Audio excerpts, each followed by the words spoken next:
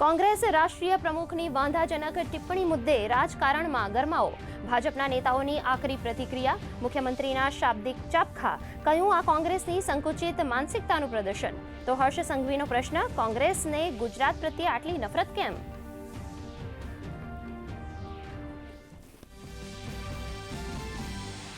રાજ્યમાં સ્થાનિક સ્વરાજ્યની ચૂંટણીનો શંખનાદ. ભાજપ ટૂંક સમયમાં જાહેર કરશે ઉમેદવારોની યાદી. નિરીક્ષકો દ્વારા સેન્સ પ્રક્રિયા પૂર્ણ. કોંગ્રેસની પણ કવાયત તેજ. સુરત, રાજકોટ અને અમદાવાદ શહેર માટે જાહેર કર્યો વાયદાનો પટારો.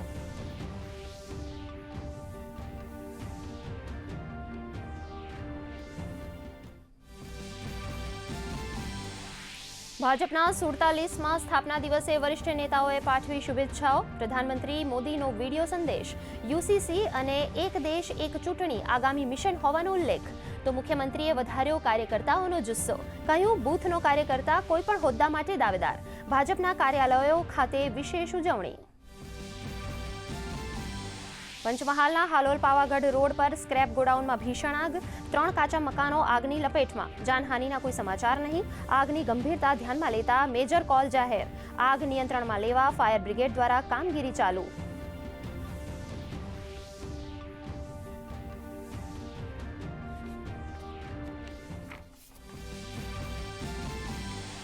પાંચ રાજ્યોમાં વિધાનસભા ચૂંટણીનો ધમધમાટ. અસમમાં પ્રધાનમંત્રીનો ઝંઝાવાતી પ્રચાર. દિબ્રુગઢ પાસેથી વિપક્ષ પર કર્યા પ્રહાર. અસમની ઉપેક્ષા કરાઈ હોવાનો લગાવ્યો આરોપ. ભાજપની હેટ્રિક જીતનો કર્યો દાવો. તો પુડુચેરી ખાતેથી રાહુલ ગાંધીએ કરી વચનોની લાણી.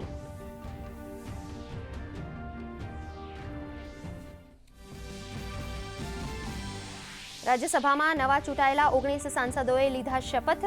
કેન્દ્રીય મંત્રી રામદાસ અઠાવલે, વરિષ્ઠ નેતા શરદ પવાર, ડોક્ટર જ્યોતિ વાઘમારે, બાબુલ સુપ્રિયો સહિતના નેતાઓએ લીધા શપથ. નીતિશ કુમાર સહિત અન્ય 18 સાંસદો બીજા તબક્કાના શપથ સમારંભમાં લેશે શપથ.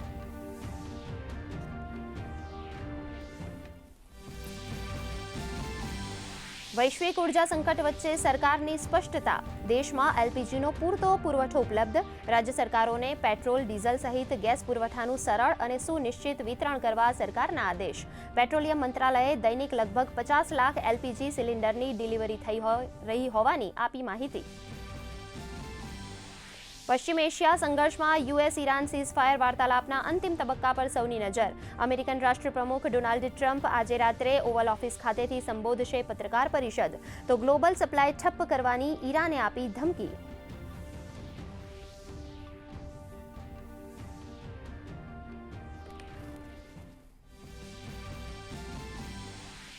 રાજ્યમાં માવઠાના વધુ એક રાઉન્ડની આગાહી. વેસ્ટર્ન ડિસ્ટર્બન્સ સક્રિય થતા આવતીકાલે કચ્છ, બનાસકાંઠા, પાટણ, સાબરકાંઠા, દાહોદ, છોટાઉદેપુર, જામનગર અને દ્વારકામાં કમોસમી વરસાદનું અનુમાન. માછીમારોને 2 દિવસ દરિયો નહીં ખેડવા સૂચના.